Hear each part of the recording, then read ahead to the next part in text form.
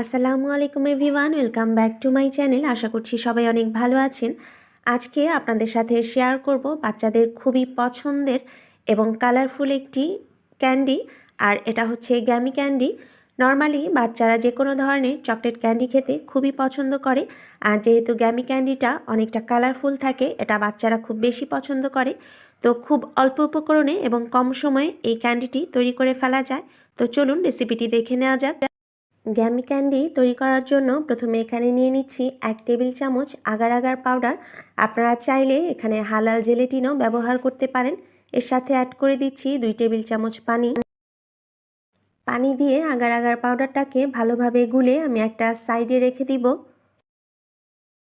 এখন একটা প্যানে নিয়ে নিচ্ছি 1/2 কাপ চিনি, আর এর সাথে আরও দিয়ে দিচ্ছি 1/2 কাপ পানি। চুলায় প্যানটা বসিয়ে দিয়েছি, এখন অপেক্ষা করব চিনিটা একদম গলে যাওয়া পর্যন্ত। চুলার আঁচটাকে মিডিয়ামে রেখে এই চিনির শিরাটাকে প্রায় 4-5 মিনিটের মতো আঁচ করে নিব, আর এতেই দেখা যাবে যে এটা অনেকটাই ঘন হয়ে গিয়েছে। আমি 5 মিনিটে শিরাটাকে একদম ঘন করে নিয়েছি। তো সবার চুলার আঁচ একরকম থাকে না, সেক্ষেত্রে আপনাদের সময় কিছুটা কম বেশি লাগতে পারে।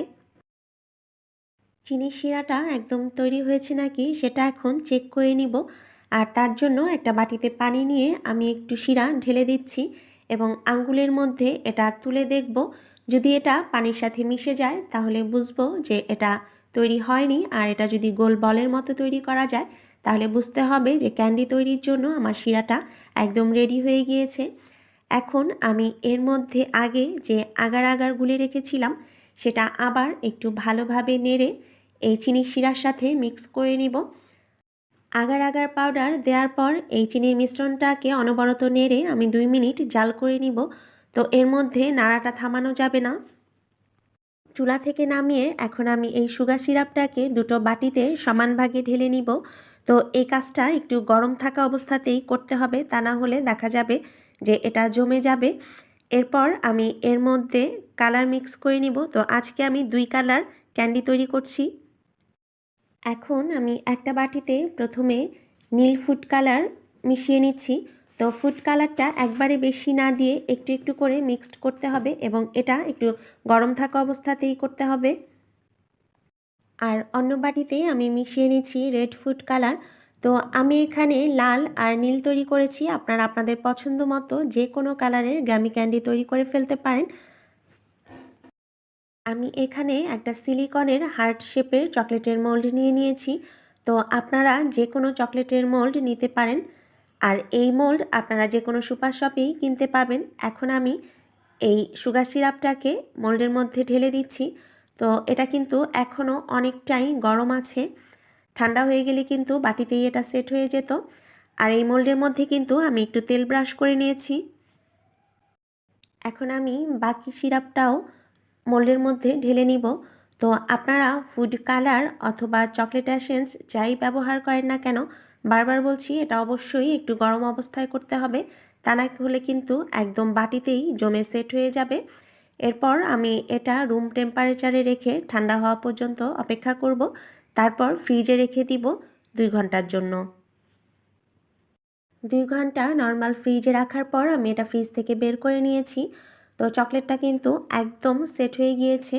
আমি এখন ক্যান্ডিগুলোকে মোল্ড আউট করে নিচ্ছি, আপনারা দেখতেই পাচ্ছেন। তো আস্তে আস্তে আমি এগুলোকে বের করে নিব। তো ক্যান্ডিগুলো কিন্তু দেখতে খুব সুন্দর হয়েছে। এখন আমি এই একই প্রসেসে সবগুলো ক্যান্ডি বের করে নিব। সবগুলো ক্যান্ডি আমি মোল্ড আউট করে নিয়েছি, দেখে নিশ্চয়ই বুঝতেই পারছেন যেগুলো কতটা সুন্দর হয়েছে। তো এখন একটা প্লেটে আমি চিনি নিয়ে নিয়েছি, আর এর মধ্যে ক্যান্ডিগুলোকে কোট করে নিব। তো অনেকেই হয়তো প্রশ্ন করতে পারেন যে ক্যান্ডিগুলো কি চিনিতে কোট করতেই হবে? হ্যাঁ, কারণ কি এই ক্যান্ডিগুলি অনেকটাই স্টিকি হয়, তো চিনিতে কোট করে নিলে সেটা ভালো হয়। আর চাইলে আপনারা এমনিতেও এটা খেতে পারবেন। তো একই প্রসেসে আমি সবগুলো ক্যান্ডি চিনির মধ্যে কোটিং করে নিব।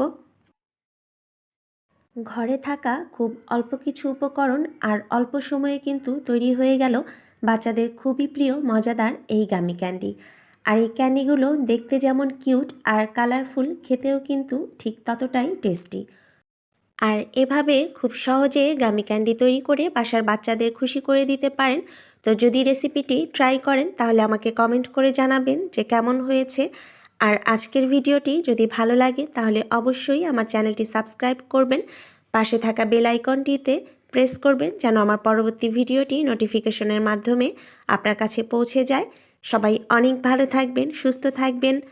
দেখা হবে আবার কোনো ভিডিও নিয়ে। আল্লাহ হাফেজ।